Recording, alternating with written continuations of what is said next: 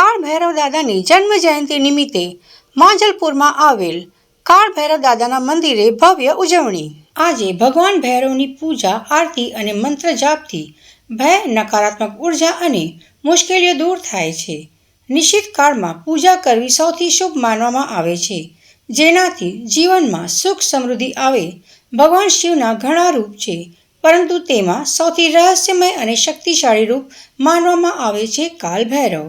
આ શિવના તે તેજસ્વી સ્વરૂપનું પ્રતીક છે જે અધર્મ અને અન્યાયનો અંત કરે છે। કહેવાય છે કે જ્યારે બ્રહ્માએ અહંકારમાં આવીને ભગવાન શિવનો અપમાન કર્યો, ત્યારે મહાદેવના ક્રોધથી કાળ ભૈરવનો જન્મ થયો। આ રૂપે અહંકારનો નાશ કર્યો અને ધર્મની રક્ષા કરી। દર વર્ષે માર્ગશીર્ષ મહિનાના કૃષ્ણ પક્ષની અષ્ટમી તિથિએ કાળ ભૈરવ જયંતિ ઉજવવામાં આવે છે।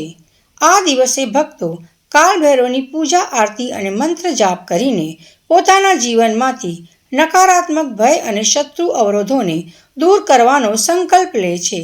કહેવાય છે કે આ દિવસે પૂજા કરવાથી વ્યક્તિને અસાધારણ શક્તિ, આત્મવિશ્વાસ અને સફળતા મળે છે। ત્યારે વડોદરા શહેર માંજલપુર વિસ્તારમાં આવેલ શ્રી કાળ ભૈરવ દાદાના મંદિરે વહેલી સવારથી ભક્તોએ દર્શનનો લાભ લીધો હતો। શ્રી ગણેશાય નમઃ, શ્રી કાલ ભૈરવાય નમઃ। આજે કાલ ભૈરવ દાદાનો જન્મદિવસ છે અને કાલ ભૈરવ એટલે શિવજીનું સ્વરૂપ છે, કારણ કે મા સતીના જ્યારે 52 ભાગ થયા, એ 52 ભાગની રક્ષા કરવા માટે શિવજીએ પોતે 52 ભૈરવનું સ્વરૂપ ધારણ કર્યું અને બીજા 12 તરીકે ટોટલ 64 ભૈરવ છે। એ દેવીના અંગરક્ષક છે। ત્યાં દેવીના જેટલા બી મંદિર છે તે બધા પહાડીઓ પર છે અને તેમની રક્ષા માટે ભૈરવ દાદા છે। આજે કાલ ભૈરવ અને બટુક ભૈરવ એ મુખ્ય ભૈરવ। બટુક એટલે શું છે કે ભગવાનનું એક સૌમ્ય સ્વરૂપ છે, બાળપણનું સ્વરૂપ છે। જેમ આપણે બાળકનું હોય તેનું કેવું લાડ લગાવીએ તો એ સૌમ્ય સ્વરૂપ છે, પણ કાલ ભૈરવ એ એની અંદર ઉગ્રતા બી છે। અહીંયા આગળ સત્વગુણ, રજોગુણ, તમોગુણ ત્રણેય પ્રકારના ભક્તો આવે। કોઈની શક્તિ પ્રમાણે સત્વગુણ વાળો સત્વ પ્રસાદ ચડાવે, બાબાજી રજોગુણ વાળો હા મેં કર્યું છે મમત્વની સાથે કરે, અને તમો ગુણ વાળો ભગવાનને મંજૂર કરે કે ભાઈ મારું કામ તમે કરો જ હે। તો એ પ્રમાણે આ કાળ ભૈરવ દાદા છે એ બધા ભક્તોની ઈચ્છા પૂર્ણ કરે છે અને આજે એમનો જન્મદિવસ છે।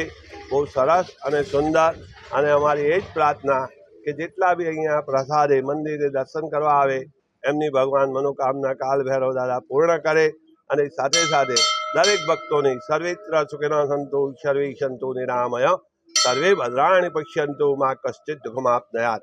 ભગવાન દરેકનું કલ્યાણ કરે। આ મંદિર જે છે તે આ મૂર્તિ સ્વયંભૂ છે। પહેલાં ત્યાં આગળ રેલવે ટેક પાસે હતી, ત્યાંથી અહીંયા મંદિર આવી અને અહીંયા 1995 એટલે આજે 30 વર્ષ થઈ ગયા છે। અને દાદાનો પાટોત્સવ આવશે ચૈત્ર સુદ 8મના દિવસે। અહીંયા આગળ દાદાને લાઈન બિરાજમાન કરેલા, ત્યાંથી એ દાદા અહીંયા જ બિરાજમાન છે અને દાદાની બધા ભક્તો પર બહુ પૂરી કૃપા છે। કાલ ભૈરવ નાથ કી જય।